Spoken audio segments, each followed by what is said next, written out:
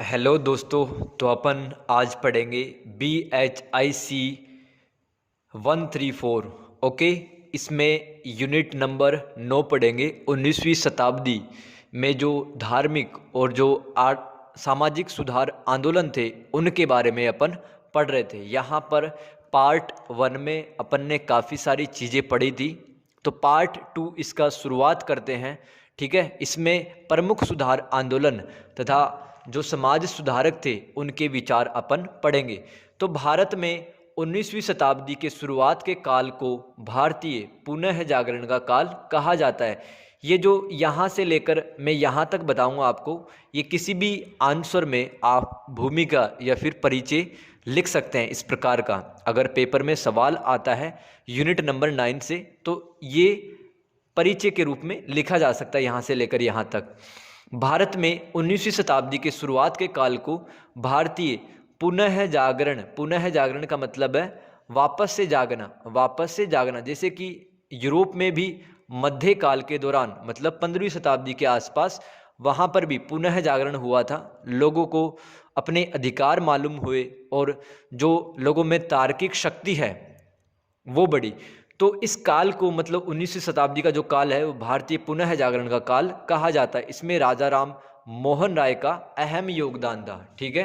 सुधार की शुरुआत यहाँ पर आत्मीय सभा से होती है। आत्मीय सभा जिसकी स्थापना राजा राम मोहन राय ने की थी सन 1814 ईस्वी में, यहाँ से होती है। तो उस पूरे देश में ब्रह्म समाज, परमहंस मंडली, प्रार्थना समाज, आर्य समाज, कायस्थ सभा, उत्तर प्रदेश में कायस्थ सभा। ठीक है। तो पंजाब में सरीन सभा, सत्य शोधक समाज, नारायण धर्म सभा, अहमदिया और अलीगढ़ आंदोलन, सिंह सभा और रहनुमाई मजदे आसन सभा आदि के नेतृत्व में सामाजिक और धार्मिक आंदोलन हुए। तो आपको उत्तर भारत और दक्षिण भारत, ठीक है, और मध्य भारत में जितने भी धार्मिक और सुधार आंदोलन के लिए जो सभाएं, जो समाज बनाए गए, उनका नाम आपको ध्यान में रखना है।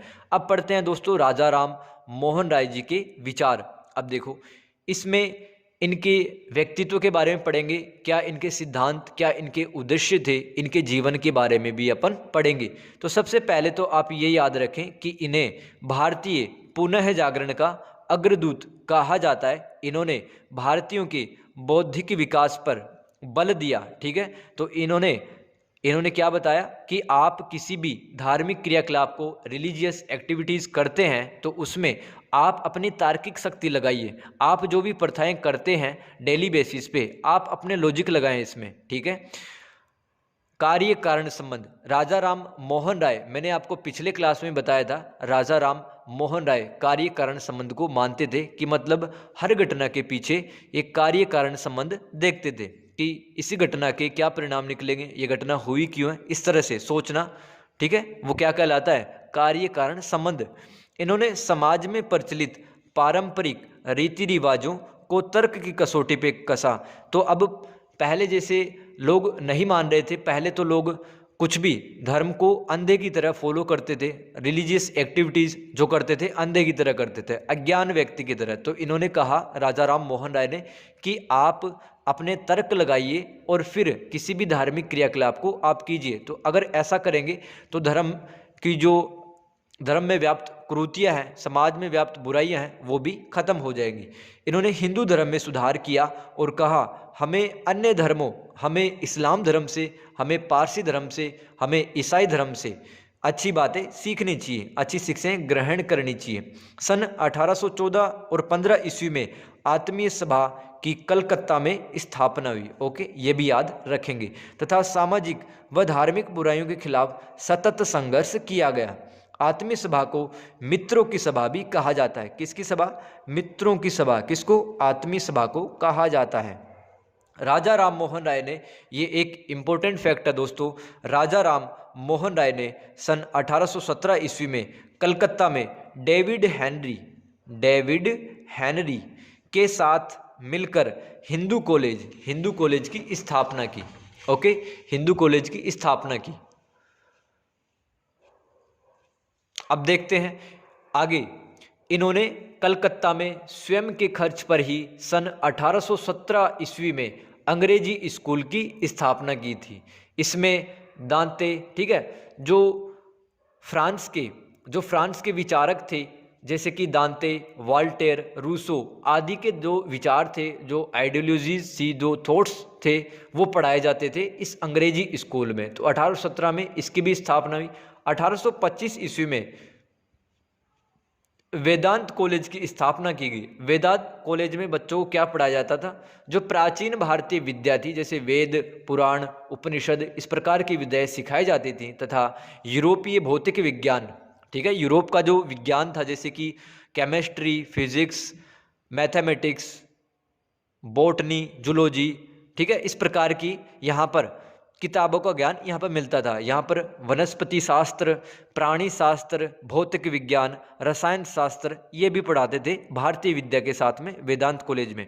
तो 20 अगस्त 1828 ईस्वी में ब्रह्म समाज की स्थापना हुई। ये डेट आप याद रखेंगे, 20 अगस्त 1828 ईस्वी में ब्रह्म समाज की स्थापना होती है। साथ ही बहुदेववाद, मूर्ति पूजा, आडंबरों का विरोध किया गया। तो सन 1818 ईस्वी से ही इन्होंने सती प्रथा का विरोध शुरू कर दिया था, ठीक है, क्योंकि इनके जो भाभी थी उसको सती कर दिया गया था, ठीक है। इसलिए मतलब जब तक व्यक्ति के खुद में नहीं बीतती है तब तक अपन भी कई बार कदम नहीं उठाते। इसी प्रकार से भी राजा राम मोहन राय जी के जीवन में इस प्रकार का ये टर्निंग पॉइंट था। तो 1829 ईस्वी में बंगाल के गवर्नर जनरल, यहाँ पर लॉर्ड विलियम बेंटिक का नाम ध्यान में रखेंगे। बंगाल के गवर्नर जनरल उस वक्त कौन थे? 1829 ईस्वी में लॉर्ड विलियम बेंटिक। इन्होंने राजा राम के लेखों से प्रभावित होकर भारत में सती प्रथा को कानूनी रूप से बंद कर दिया। तो राजा राम समाचार पत्रों की स्वतंत्रता में विश्वास रखते थे। इन्होंने कुछ पत्र पत्रिकाएं, कुछ अखबार ये प्रकाशित किए, जैसे संवाद कौमुदी का नाम आप ध्यान में रखना। राजा राम मोहन राय ने संवाद कौमुदी, ठीक है, कब? 1821 ईस्वी में प्रकाशित की थी। और फारसी भाषा में हम अच्छे से जानते हैं कि ये मल्टीलिंग्विस्टिक मैन थे, मतलब इनको बहुत सारी भाषाओं का ज्ञान था, जैसे कि हिब्रू, लैटिन, यूनानी, फारसी, उर्दू, इंग्लिश, बांग्ला, हिंदी, इस प्रकार की भाषाएं इनको आती थी। तो फारसी भाषा में मिरातुल अखबार का प्रकाशन 1822 ईस्वी में किया था। तो 1809 में एक किताब भी इन्होंने लिखी थी, ए गिफ्ट टू मोनोथिस्ट, मतलब हिंदी में कहें तो एकेश्वरवादियों को उपहार। एकेश्वरवादी कौन होते हैं? जो एक भगवान में विश्वास रखते हैं। फिर इस पॉइंट में लिखेंगे राजा राम मोहन राय जी के विचारों में कि ये पश्चिम के विचारों से काफ़ी प्रभावित थे और अंग्रेजों के माध्यम से काफ़ी सुधार भारत के समाज में लाना चाहते थे। 1830 ईस्वी में जो मुगल सम्राट था अकबर सेकंड ने राजा राम को अपने दरबार में बुलाया और अपना दूत बनाकर इंग्लैंड भेजा। क्यों भेजा? क्योंकि पेंशन के मुद्दे पर बात करनी थी, ठीक है। तो इनको इंग्लिश भी बहुत अच्छी आती थी और इनका काफ़ी नाम भी था पूरे भारतवर्ष में। तो अकबर सेकंड जो कि मुगल सम्राट थे, अपने पेंशन के मुद्दे पर अपना दूत बनाकर इनको इंग्लैंड भेजा। और इंग्लैंड के इस समय राजा कौन थे? विलियम फोर्थ, विलियम चतुर्थ या फिर विलियम फोर्थ। तो बीसल देव की एक ये वाला पॉइंट भी आप ध्यान में रखेंगे। बीसल देव की हरिकेली नाटक की पंक्तियां इनकी समाधि में उत्कर्णित, मतलब लिखी हुई है। सुभाष चंद्र बोस ने इनको युग दूत की संज्ञा दी है, ठीक है। आगे अपन बात करते हैं ब्रह्म समाज, इनके बारे में, इस समाज के बारे में। राजा राम के अनुसार दुनिया में एक ही भगवान है और वह सर्वशक्तिमान है, इनका मानना था। इन्होंने बहुदेववाद का विरोध किया तथा एकेश्वरवाद का समर्थन किया, मतलब एक से ज़्यादा भगवानों की पूजा का इन्होंने विरोध किया था। ओके, तो नेक्स्ट पढ़ते हैं। इनके अनुसार ईश्वर निराकार है, मतलब ईश्वर का कोई आकार नहीं है। इन्होंने वेदों को देवकृत नहीं माना। देखो, पहले एक धारणा प्रचलन में थी कि जो वेद थे ये भगवान ने बनाए। इन्होंने कहा कि भगवान ने नहीं बनाए, ये किसी इंसान ने बनाए। ओके, तो राजा राम मोहन राय ने विधवा विवाह का समर्थन किया, बाल विवाह का विरोध किया, जाति प्रथा, छुआछूत का विरोध भी किया था। तो बहु विवाह का विरोध किया इन्होंने, स्त्री शिक्षा को आगे बढ़ाया और इनका मकसद था कि समाज में किसी भी तरह से ये सारी बुराइयां, कुरीतियां या फिर सोशल एविल्स बोल सकते हैं अपन, इनको दूर करने का इनका मकसद था। तो समाज ब्रह्म समाज के प्रथम सचिव का अगर कोई पूछे आपसे तो प्रथम सचिव कौन था ब्रह्म समाज का? ताराचंद्र चक्रवर्ती थे। इस समाज के प्रत्येक सदस्य, अब ये मिलते कब थे ब्रह्म समाज के सदस्य? प्रत्येक हफ्ते के शनिवार को, ठीक है। कब से लेकर कब तक? शाम के 7 बजे से लेकर 9 बजे तक। और जब मिलते थे तब समाज की बुराइयों पर चर्चा करते थे और उपनिषदों पर चर्चा करते थे।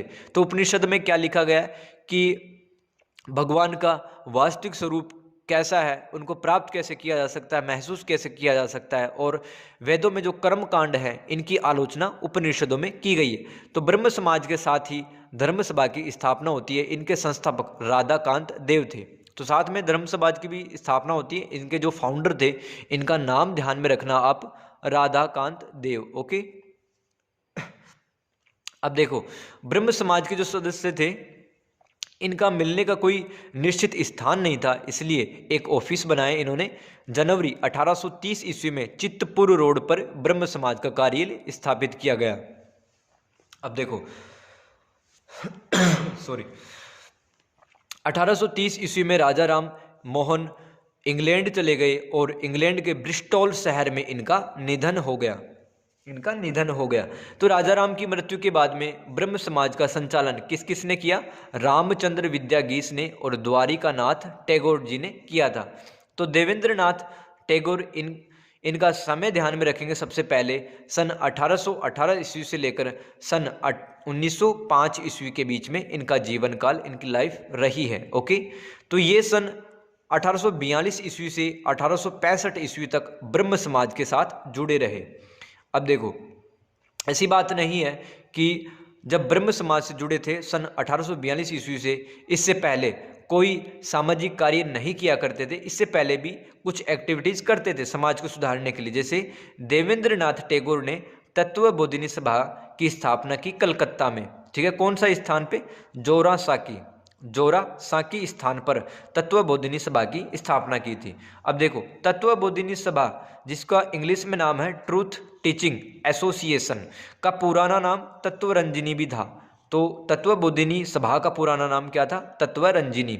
अब अक्षय कुमार दत्त को तत्वबोधिनी पत्रिका के संपादक बनाए गए। एडिटोरियल मतलब अब संपादक बना दिए गए तत्वबोधिनी पत्रिका के। कौन?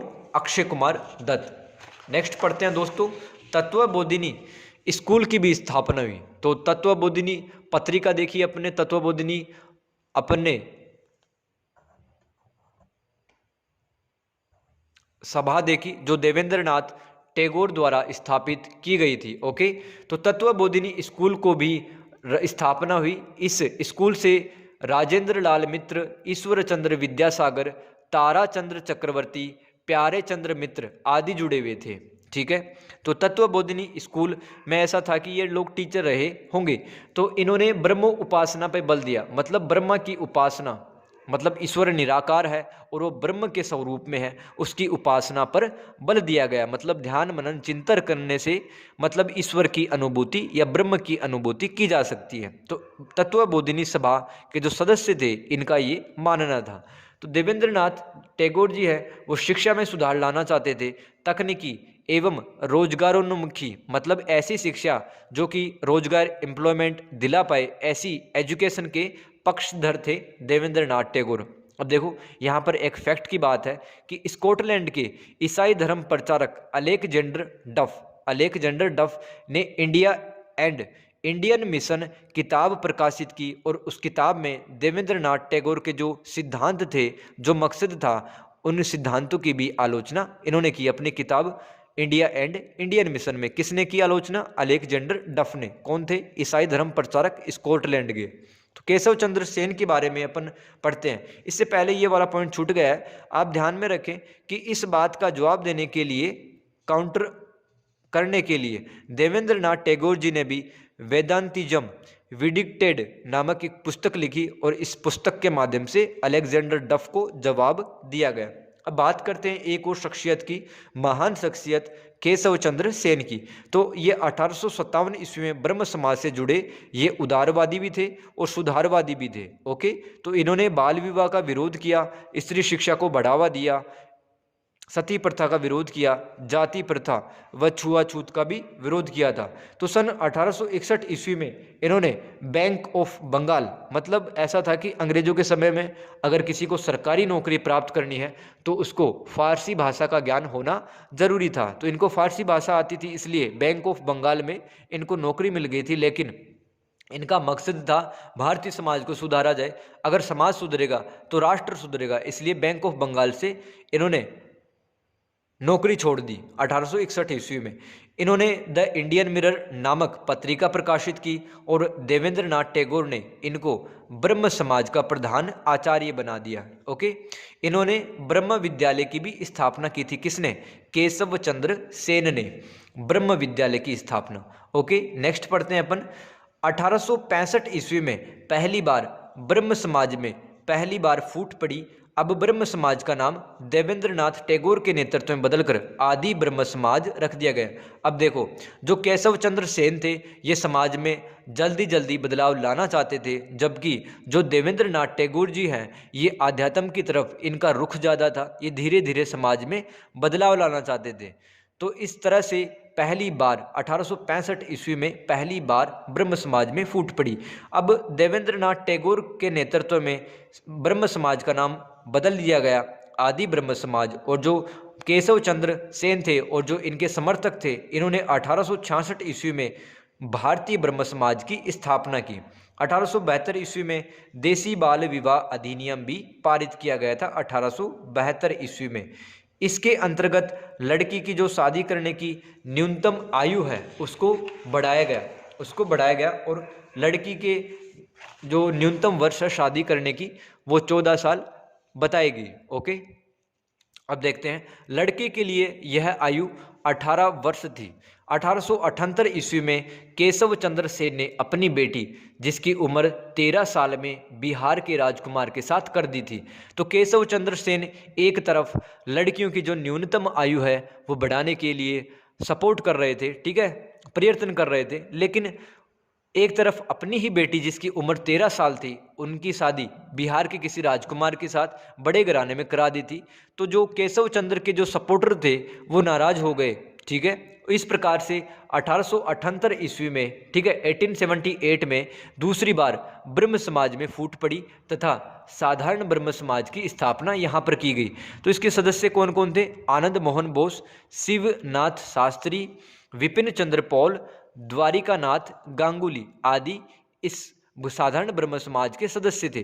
तो सुरेंद्र नाथ बनर्जी का भी नाम यहाँ पर आता है। तो 1884 ईस्वी में केशव चंद्र सेन तथा 1909 ईस्वी में देवेंद्र नाथ टैगोर की मृत्यु होने के कारण ब्रह्म समाज की गतिविधियाँ कम हो गई और भारतीय राष्ट्रीय आंदोलन की यहाँ पर शुरुआत होती है। तो ब्रह्म समाज विलुप्त हो गया, जैसे कि उनके बड़े लीडर का निधन हो गया, जैसे कि 1884 में केशव चंद्र सेन जी का निधन हो गया था और 1909 में देवेंद्र नाथ टैगोर जी की मृत्यु हो गई थी। इसके कारण जो ब्रह्म समाज की गतिविधियां चल रही थी वो कार्य सारे ही रुक गए। पंडित ईश्वर चंद्र विद्यासागर जी के बारे में अपन पढ़ते हैं। तो अपने हित से पहले समाज और देश हित को पहले देखना एक विवेक युक्त सच्चे नागरिक का धर्म होता है। यह इनकी महान सोच थी। ओके, यह इनकी एक महान सोच थी। ये 19वीं शताब्दी के बंगाल के प्रसिद्ध दार्शनिक, शिक्षाविद, समाज सुधारक, लेखक, अनुवादक, मुद्रक, प्रकाशक, उद्यमी और परोपकारी व्यक्ति थे। वे बंगाल के पुनः जागरण के स्तंभों में से एक थे। मतलब बंगाल में जो पुनः जागरण, समाज में बुराई को दूर करके लोगों की चेतना में वृद्धि करके, ठीक है, जो आंदोलन चलाया जा रहा था उसमें ये अग्रणी थे पंडित ईश्वर चंद्र विद्यासागर। इनका जन्म 26 सितंबर 1820 ईस्वी में ब्रिसिंघा नाम की जगह पे हुआ और इनका जो निधन है वो 29 जुलाई 1891 ईस्वी में कोलकाता में हुआ था। 21वें वर्ष अपने जीवन काल में फोर्ट विलियम कॉलेज में संस्कृत विभाग के प्रमुख के रूप में नियुक्त हुए थे। इन्होंने विधवा विवाह का समर्थन किया। इन्होंने ब्राह्मणवादी सोच को चुनौती दी थी। अब पढ़ते हैं नेक्स्ट पॉइंट।